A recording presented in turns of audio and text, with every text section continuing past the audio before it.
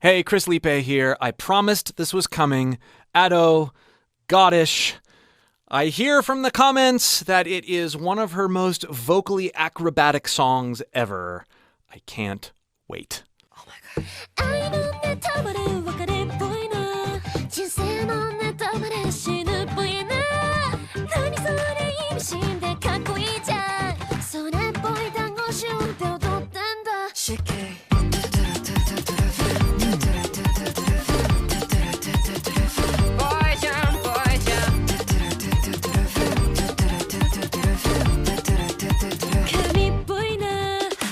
Okay, let's just talk about, even in the subtlety here, the two different characters happening. I've said this in other Ado videos.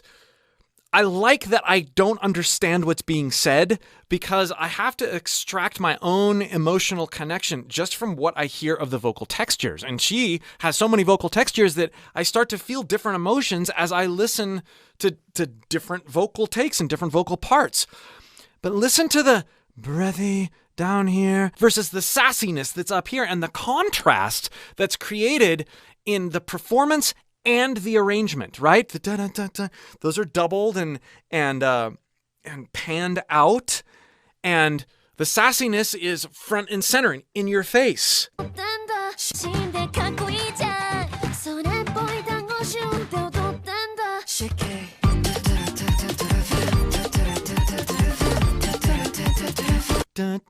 That's a cool fifth harmony there. It's so subtle.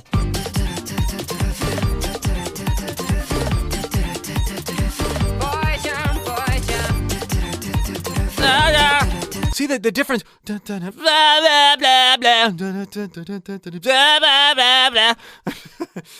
I mean, this is mild contrast compared to what I've heard from her in the past. It bears mentioning that she doesn't just use massive contrasts when she's really going for a note or something. She uses it even in subtle ways to perpetuate artful arrangements. By the way, this is a singing channel. I teach people how to pull all sorts of fun things out of their voices that they never knew were there by learning to experiment freely and non-judgmentally. If you would like to learn and explore your voice in the ways that I'm digging into Ado's voice, click the link below and join my free voice course. There's your sweet voice, right? She has this and then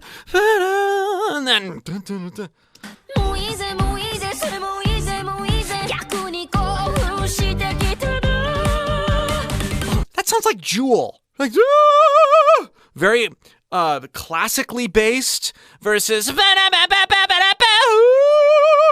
completely different vocal posture, right?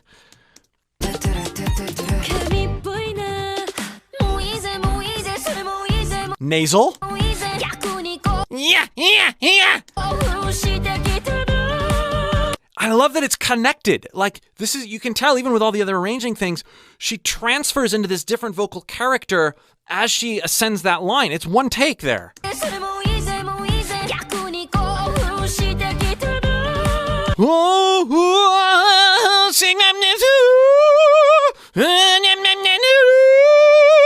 was the last time you tried something like that with your voice?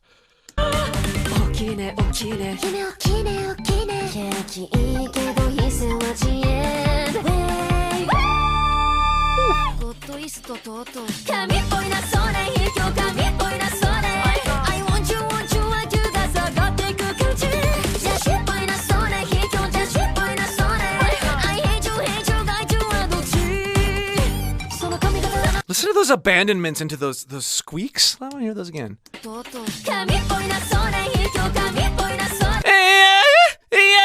Is there like a flip there, or is she masking that a little bit more?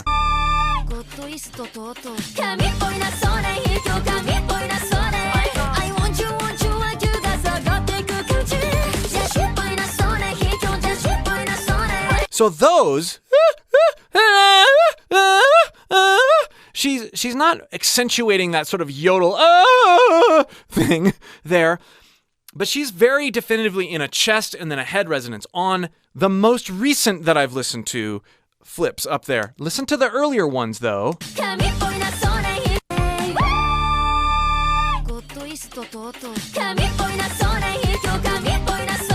There's some doubling going on, but there's this sort of sound, which happens to be very similar to a vocal exercise I do in one of my courses. But on the later ones, it's less like and more like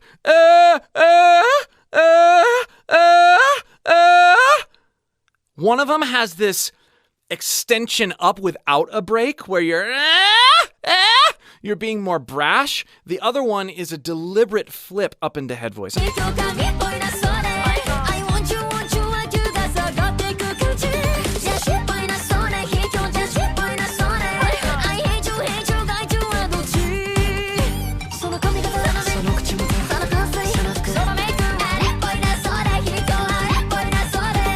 There's that bride again!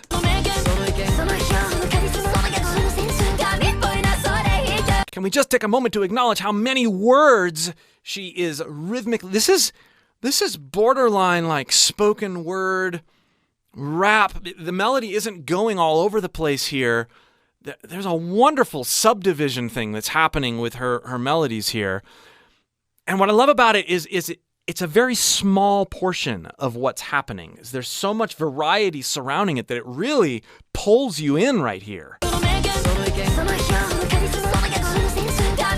All those different subdivisions happening from different voices, right?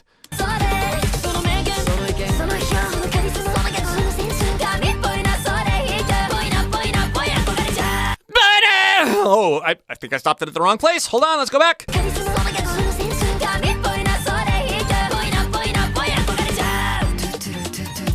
That was cool. Did you hear how that distortion evolved in her voice? Listen again.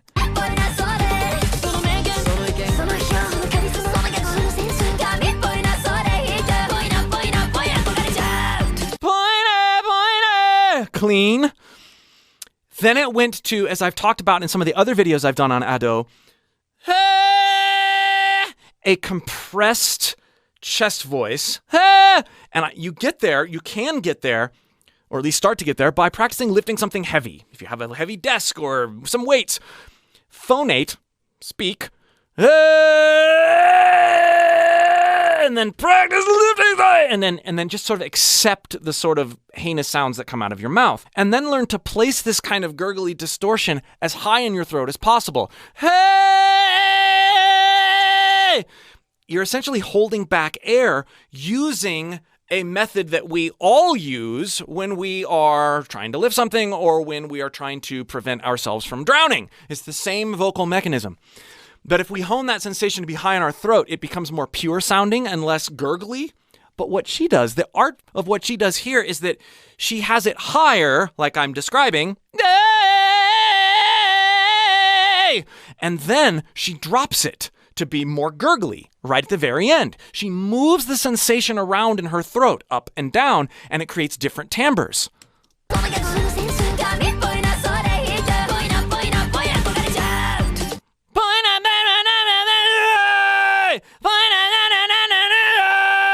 Hear the difference? Hey!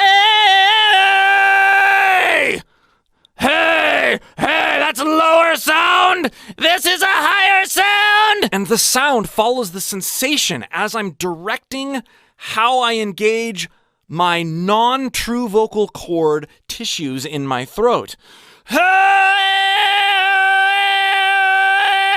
I can direct it by moving my mouth a little bit, but mainly it's a mindset shift that goes up and down. And the mind follows the body, which follows the mind, which follows the body.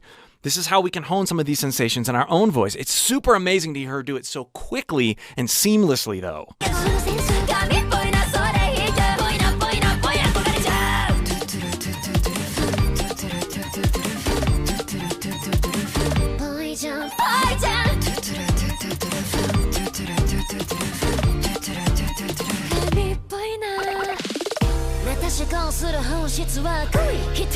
What a ridiculous switch.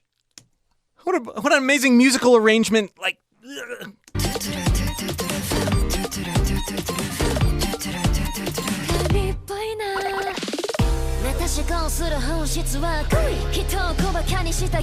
and you have this swagger that comes out of her voice. The amount of different, like, cartoonish characters that come out of her disposition is unparalleled as far as I'm concerned. She is voice acting here as much as more than she is singing.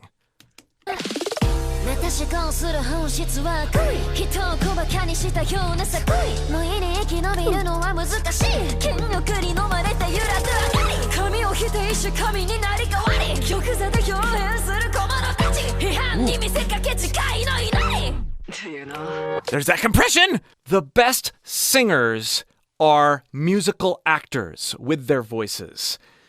Expression comes way, way, way, way, way before notes, pitch, before melody, before the words even.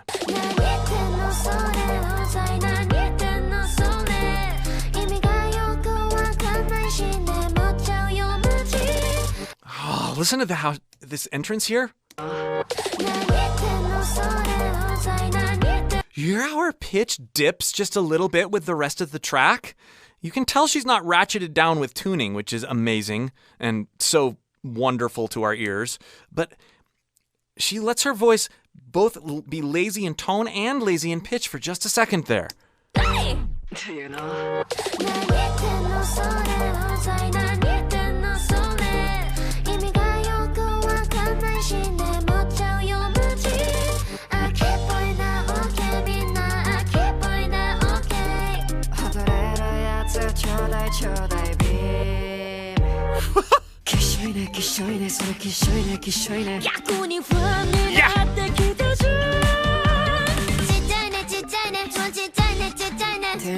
There's that wacky contrast again, right?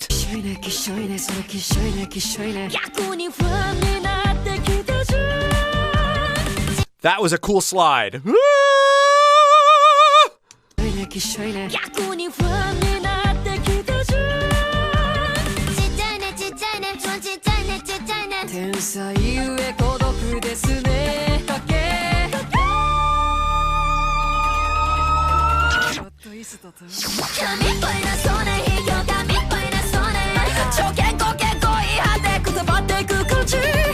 That was awesome. If I were to put it in an area of my voice that reflects the same area, it would be down here.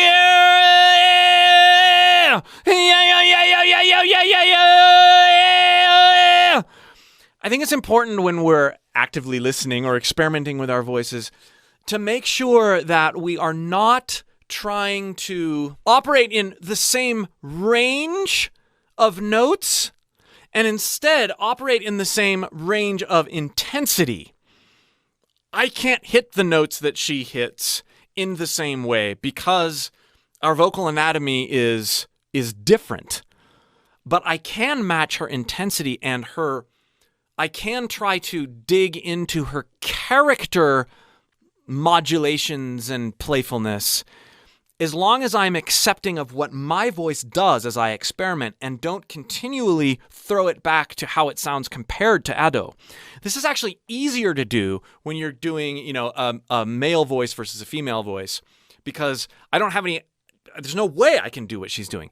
This trips people up a lot more when they're trying to work with a voice that they believe is somewhat similar to theirs, like male to male, female to female, or a vocalist that has similar timbre. That's when the comparison demons really start to attack. So I actually learn a lot more about my voice in some ways from extracting things from voices I will never sound anything like.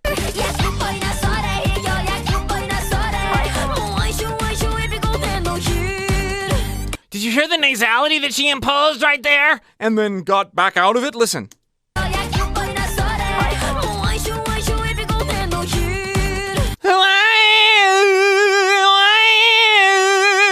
One of the main complaints I hear from vocal students is that they sound too nasal. You got to get that thinking out of your mind. Because when you start trying to not sound nasal, you cut off all sorts of resonant possibilities with your voice. Sound nasal! And then sound not nasal. And then sound really nasal. And then not nasal at all.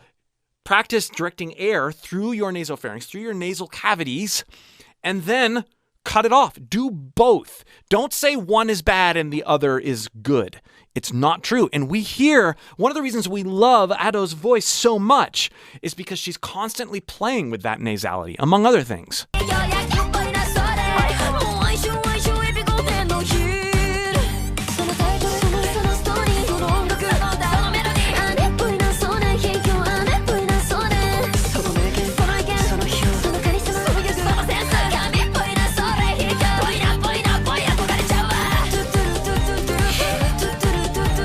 What a groove. Oh, listen to that articulation.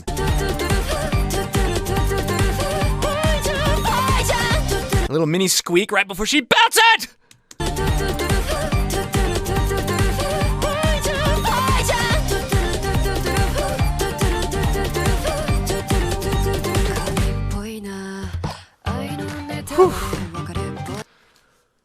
Whew.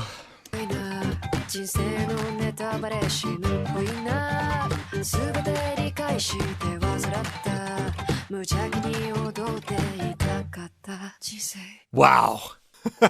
Yep, I can certainly see why you all wanted me to review this song.